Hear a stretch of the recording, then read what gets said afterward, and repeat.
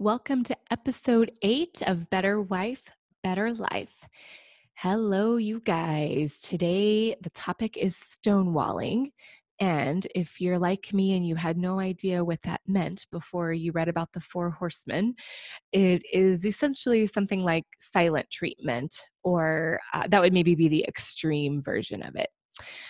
So, stonewalling, emotional disconnection, particularly in the midst of a conversation or conflict.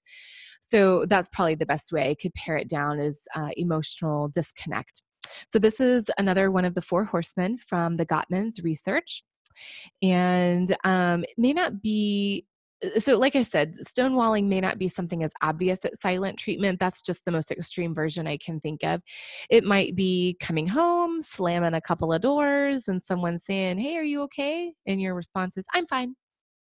That would be a little version of stonewalling, also known as being passive aggressive, in case you guys are familiar with that. Hey, we've all been there. Zero judgment from me. It could also be something like turning over in bed away from your partner, claiming to just be tired or have a headache when you really don't. So, emotionally disconnecting from our partners instead of turning toward them is another relationship damaging thing we do when there is conflict. And this often happens when we feel flooded.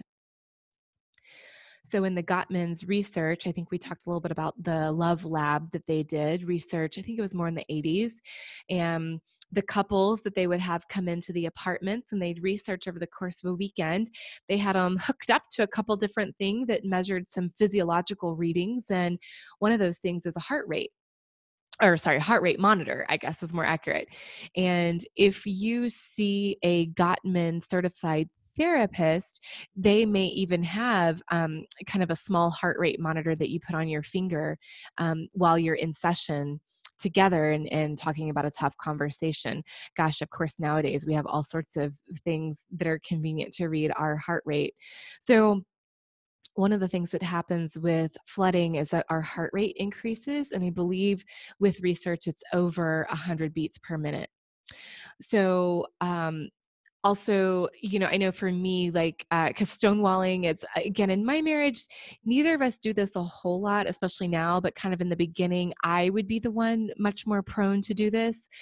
And so for me, I don't think I was as aware of my heart rate as much as I was aware my internal body temperature would really rise.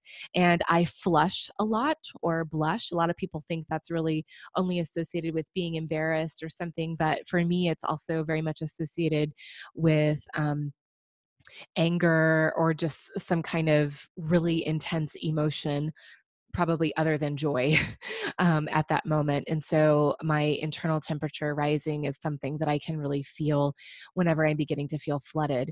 So as you work on some of these things in your own relationship, pay attention to your own physiological responses to conflict. And what are you noticing?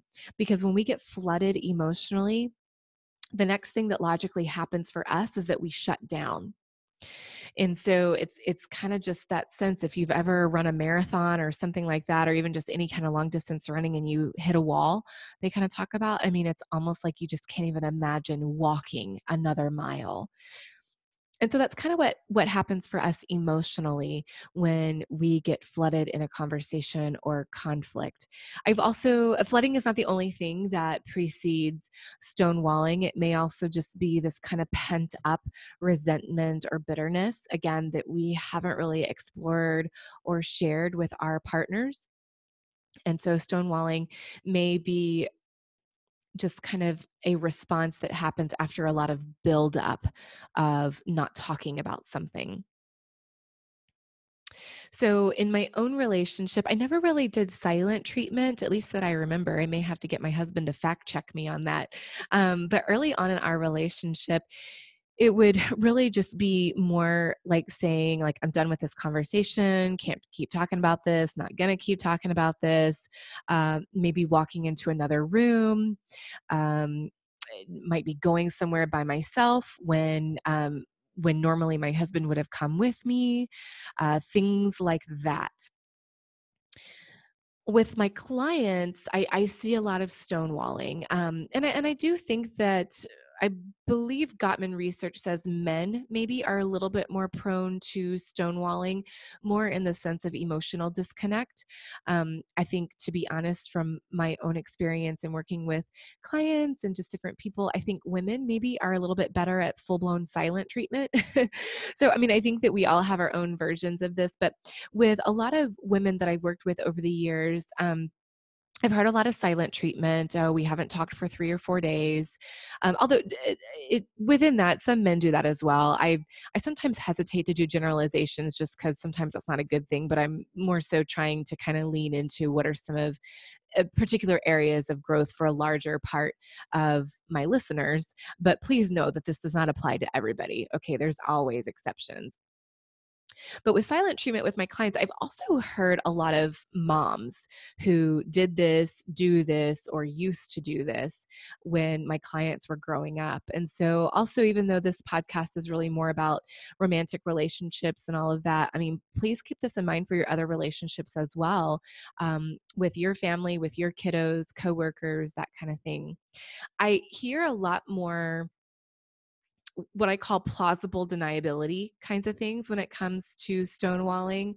So, plausible deniability meaning it's easy for someone to say, "Oh, I'm so sorry. I just forgot to do that," or, "Oh, I got so caught up with my day." There's kind of this really convenient excuse that sounds really good, but it could be things like I might know intentionally clients are not answering their phone call or not responding to a text for several hours because they're intending to kind of passively punish the person who upset them. That's a version of stonewalling. Now, if you're someone who just regularly doesn't respond to text for a few hours, I'm not saying that that behavior is stonewalling, but it's more so just the intention behind it. I've also worked with lots of clients who haven't had physical intimacy with their partners for many months or sometimes years. And this is not a trauma related thing. So I want to kind of clarify that trauma would be a whole separate category for some of this stuff. But I'm talking about, kind of this passive way of really disconnecting or kind of punishing the partner. So these are all kind of different versions of stonewalling. So let's talk about what you can do about it. And in case you're relating to any of this stuff, it's okay. Like I said, we've all been there. We're just using this as learning opportunities for each of us. And we all have to start somewhere, right, to keep improving our relationships. So that's just what this is about. So I think the first thing I talked about earlier is know your physiological sensations, know your body, and connecting what physical sensations go with what emotions. And once you have more of an awareness of that, let your partner know when you're feeling flooded. Now, do your best to do this in kind of a connecting kind of way, maybe just explaining what flooded is to your partner if they don't know that term, or use your own words. It's fine. You don't have to use the word flooded, but just letting your partner know and say, "Hey, I'm feeling really flooded right now," or, "Hey, am I can feel myself feeling really upset. My heart rate's racing, my thoughts are racing. I am feeling myself getting really hot." Let your partner know what's going on, and then suggest that you guys take a break. Now, for the physiological kind of stuff, you're going to need to take at least a 20-minute break. That's about the amount of time it takes for our heart rate to kind of come back down and that kind of thing. I would also recommend that the break be no longer than 24 hours if you can at all help it. If it's more than 24 hours, make sure that's mutually agreed upon by your partner. And the kicker to all of this is then return to the conversation that is causing this much distress. And hopefully, after both partners have had a little bit of a break and return to the conversation, you're able to have a more productive more productive conversation about the conflict. Because remember, healthy and happy relationships aren't about having no conflict. It's about how we navigate the conflict that's really important. So, you're going to be aware of your physiological signs of distress and emotional disconnect. You're going to let your partner know that this is going on. You're going to request at least a 20-minute break, and y'all are going to come back together at an agreed upon time. And when you come back together, you're going to resume the conversation in a different way, a healthier way, so that you don't get flooded and so that you can hang in there feeling connected to your partner, even though there's conflict. So, what do you need when you feel flooded? Do you relate to feeling flooded? Has that ever come up for you? How about your partner? Are you able to ask for or give a break when needed? Are you able to return to a tough conversation or resume the conflict? Turning toward instead of away in the middle of conflict can be soothing to you and your partner, and the outcome will likely be much better. So, I want to give you guys all sorts of encouragement to work on this solution. If you feel flooded and you're prone to stonewalling, work on all this stuff. It'll make things better in the long run. All right. Good luck to you guys.